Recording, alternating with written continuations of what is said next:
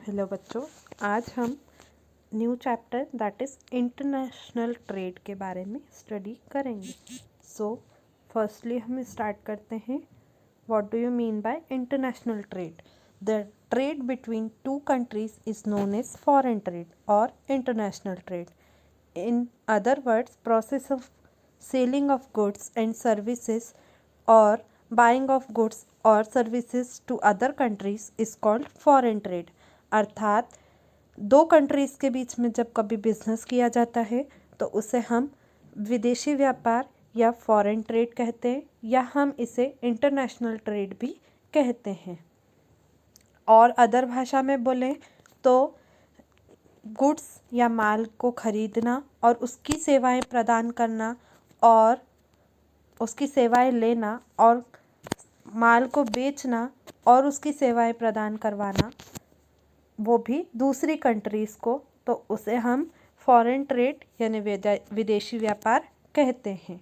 Now forms of foreign trade कितने प्रकार हैं? इंपोर्ट ट्रेड, एक्सपोर्ट ट्रेड और इंटरपोर्ट ट्रेड। यानी फॉरेन ट्रेड यानी विदेशी व्यापार को 3 पार्ट में डिवाइड किया है, दैट इज़ आयात, निर्यात और इंटरपोर्ट ट्रेड। यानी 3 पार्ट हैं, तीनों को अब हम डेफिनेशन से समझते हैं कि किसे क्या कहते हैं। Import trade, when a country bye goods and services from other countries is called import trade. यानी जब हम किसी कंट्री से उसकी माल को खरीदते हैं और उससे सेवाएं लेते हैं तो उसे हम इंपोर्ट ट्रेड कहते हैं। Export trade, when a country sell goods and services to other countries is called export trade. यानी जब हम हमारे देश का माल या हमारी कंट्री का माल किसी और कंट्री को बेचते हैं और उसके बदले में सेवाएं प्रदान करते हैं तो उसे हम एक्सपोर्ट ट्रेड कहते हैं। Now, what do you mean by interport trade? When goods are imported into a country for the purpose of re-exporting them to some other countries is called as interport trade। यानी जब हम किसी country से हमारा goods import करवाते हैं यानी उससे ख़रीदते हैं और फिर किसी अदर कंट्री को वही गुड्स को बेच देते हैं तो उस कंडीशन को हम इंटरपोर्ट ट्रेड कहते हैं। या हम ऐसा भी कह सकते हैं कि अगर हमने किसी अदर कंट्री की हेल्प करने के लिए किसी दूसरी कंट्री से उसका गुड्स को ख़रीदा है, उसकी सर्विसेज को लिया है और बाद में उसे दूसरी कंट्री को बेच दिया है तो वो इंटरपोर्ट ट्रेड कहलाता है। यहाँ पर ये टॉपिक तो कंप्लीट हुआ। अब हम नेक्स्ट टॉपिक देखेंगे, that is scope of foreign trade. So start करते first point, trade of tangible goods. Trade of tangible goods is a traditional area of such trade. Trading in foreign trade means the goods which are tangible, that is those that can be seen and touched. For example, trade of tea or machinery.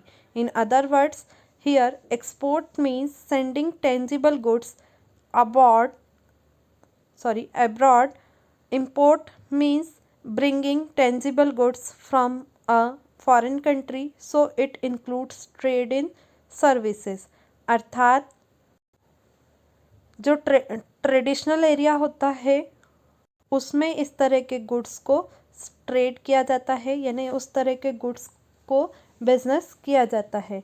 और foreign trade में या foreign में इसका trade करना यानी कि जो goods tangible है यानी मूर्तमान है, यानी हम ऐसे चीज़ें जिसको हम छू सकते हैं, देख सकते हैं, फील कर सकते हैं, ऐसी चीज़ों के साथ में बिजनेस फॉरेन के साथ में करने को हम टेंजिबल गुड्स कहते हैं।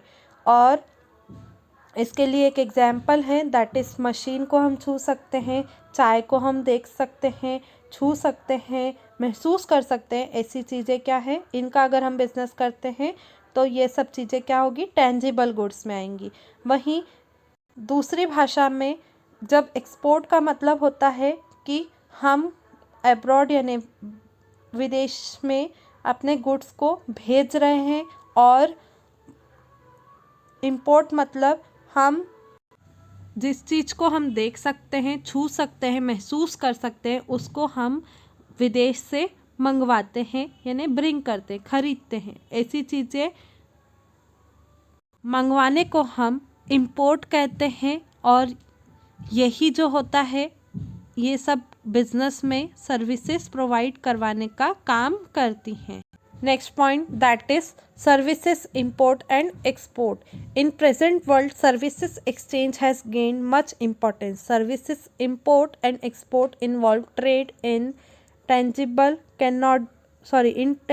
यानी cannot be seen or felt. This trade is known as invisible trade. A number of services are merchandise internationally, like tourism, boarding and lodging, hotels and restaurants, commercial services like banking, insurance, etc., professional services like teaching, consultancy and research, communication, postal, telephone, courier and other audiovisual services, online trade, construction and engineering, marketing, etc. of these tourism, transportation and business services dominate international trade in services. Outsourcing services are also rendered by international companies.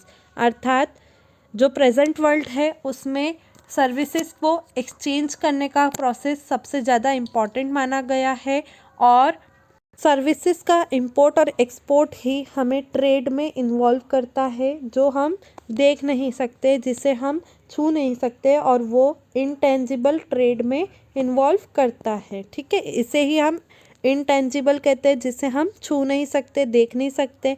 और ये जो trade जिसे हम छू नहीं सकते, देख नहीं सकते, बस फील कर सकते हैं, उसे हम इनविजिबल ट्रेड कहते हैं।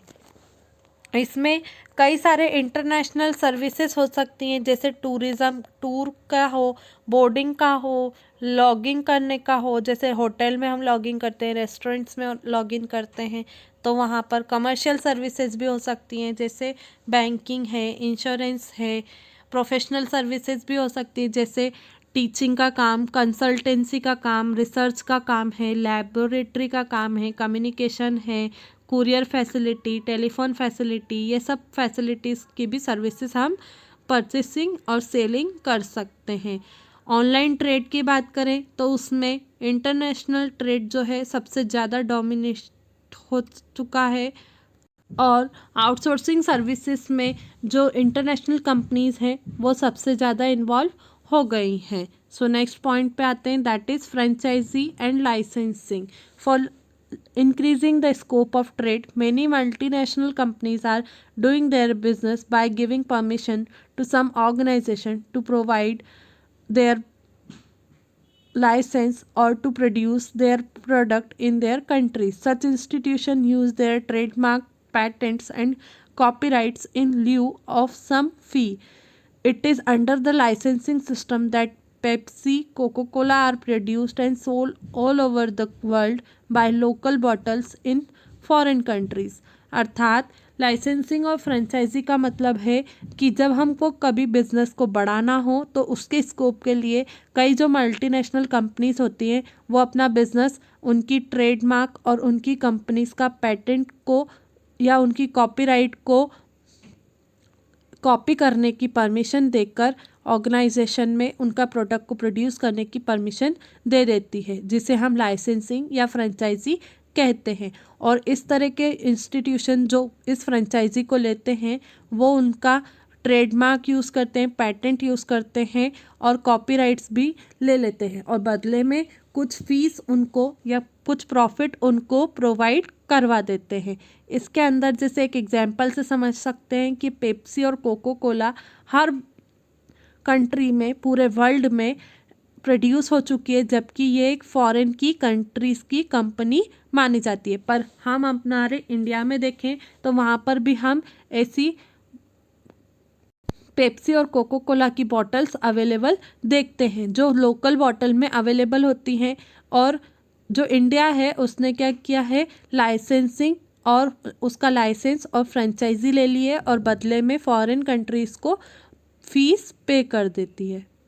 Now next that is foreign investment. It is another important form of international business. It involves investment of funds abroad in exchange or financial return. It can be in two forms, that is FDI or portfolio investment. FDI means provide the investors a controlling interest in a foreign company. FDI take place when a company directly invests in properties, plant or machinery in foreign countries with a view to undertaking production and marketing of goods and services in those countries. Or portfolio investment is an investment that a company make into another company by the way of acquiring shares or providing loan and earn income by way of dividend or interest. In portfolio investment, the investor does not involve directly into production and marketing.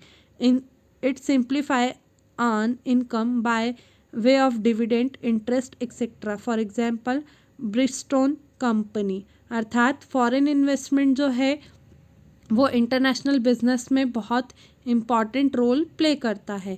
ये जो investment है वो abroad के साथ में fund को exchange करने की प्रोसेस में इन्वॉल्व होता है और फाइनेंशियली रिटर्न करने में भी इन्वॉल्व होता है। इसलिए फॉरेन इन्वेस्टमेंट जो है वो दो पार्ट में डिवाइडेड है, दैट इज़ FDI यानी फॉरेन डायरेक्ट इन्वेस्टमेंट, और दूसरा पोर्टफोलियो इन्वेस्टमेंट। डायरेक्ट इन्वेस्टमेंट जो होता है वो इन्वेस्टर्स को डायरेक्ट इन्वेस्ट करने की फैसिलिटी प्रोवाइड करता है और साथ ही साथ कंट्रोल करने में भी हेल्प करता है। यानी जो इन्वेस्टर्स होते हैं वो डायरेक्टली इन्वेस्टमेंट में इन्वॉल्व होते हैं और वो डायरेक्टली ही हर प्रॉपर्टी वगैरह में या हर इन्वेस्टमेंट जब प्रोडक्शन और मार्केटिंग हो रही है वहाँ पर इन्वॉल्व होते हैं। जो FDIs होते हैं वो डायरेक्टली इन्वेस्ट करते हैं जैसे प्रॉपर्टीज़ में या प्लांट में, मशीनरीज़ में, और डायरेक्टली इन्वॉल्व हो जाते हैं और साथ ही साथ गुड्स और सर्विसेज से रिलेटेड सारे डिसीजंस भी लेते हैं। वहीं पोर्टफोलियो इन्वेस्टमेंट जो होता है वो कंपनी को अनदर कंपनी को परचेस करने और शेयर्स को परचेस करके उन्हें लोन प्रोवाइड करते हैं और इनकम के वे में उनसे डिविडेंड के रूप में या इंटरेस्ट के रूप में प्रॉफिट अर्न करते हैं। पोर्टफोलियो जो इन्वेस्टर्स होते हैं वो डायरेक्टली इन्वॉल्व नहीं होते हैं प्रोडक्शन और मार्केटिंग में। वो शेयर्स को परचेस करके और कंपनी को हायर करके डायरेक्टली इन्वॉल्व ना होते हुए डिविडेंड और इंटरेस्ट के रूप में अपना इनकम लेते हैं। इस तरह आपका ये टॉपिक यहाँ पर कंप्लीट होता है। Thank you.